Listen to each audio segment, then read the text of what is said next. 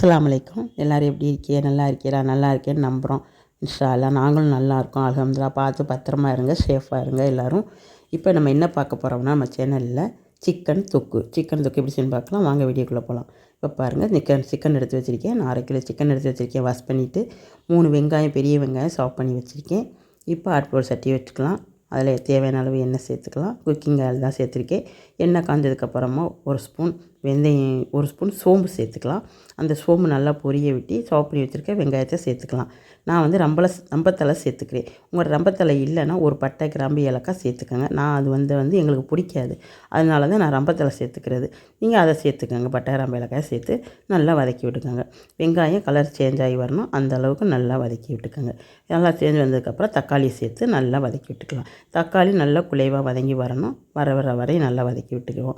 இஞ்சி பூண்டு பேஸ்ட்டு பெரிய ஸ்பூனால் 1 ஸ்பூன் சேர்த்துக்குவோம். அதையும் நல்லா வதக்கி விட்டுக்கலாம். நல்லா ராஸ்மல் போனதுக்கப்புறமா மிளகாய்த்தூள் 2 ஸ்பூன், மஞ்சள்தூள் 1/2 ஸ்பூன், மல்லித்தூள் 1 ஸ்பூன், சிக்கன் மசாலா 1 ஸ்பூன் எல்லாம் சேர்த்துக்கலாம். எல்லாமே சேர்த்து நல்லா வதக்கி விட்டுக்கலாம். இது எல்லாமே சேர்த்து நல்லா வதக்கி விட்டுக்கலாம். உங்கள் காரத்துக்கு தக்கன நீங்கள் மிளகாய்த்தூள் சேர்த்துக்கோங்க. நான் 2 ஸ்பூன் சேர்த்துருக்கேன். நீங்கள் உங்கள் காரத்துக்கு தக்கன சேர்த்துக்கோங்க. நாங்கள் காரம் கொஞ்சம் கூடுதலாக சாப்பிடுவோம், அதனால் 2 ஸ்பூன் சேர்த்துருக்கேன். 1/2 கிலோ சிக்கனுக்கு 2 ஸ்பூன், நல்லா பெரிய ஸ்பூன்னால். இப்போ சிக்கனோட சேர்த்து உப்பையும் சேர்த்துக்குவோம்.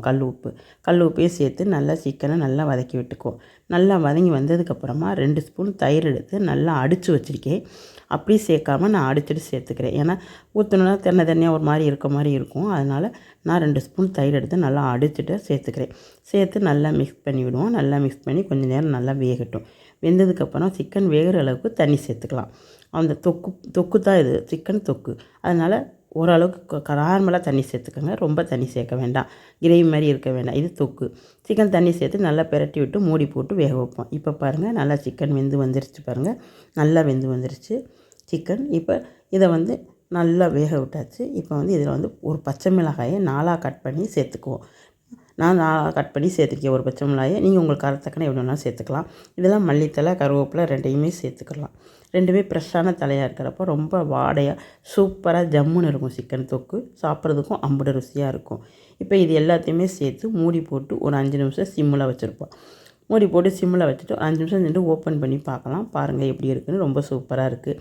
இப்போ இதில் மிளகு ஜீரகத்தூள் நான் 1 ஸ்பூன் சேர்த்துக்கிறேன். உங்களுக்கு காரம் அதிகமாக இருக்குதுன்னு தோணுச்சுன்னா சேர்க்க வேண்டாம்.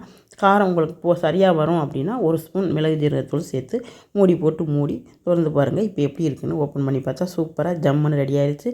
சிக்கன் தொக்கு சாப்பிட்றதுக்கு அம்பது ருசியாக இருக்கும். சாதம் வெரைட்டி ரைஸ் எதாவது சாப்பிட்றதுக்கு நல்லாயிருக்கும். இதை சாப்பிட்டு எப்படி கமெண்ட் பாக்ஸில் கமெண்ட் பண்ணுங்கள். அடுத்த ஒரு மினி விழாக்களை பார்க்கலாம். பாய்.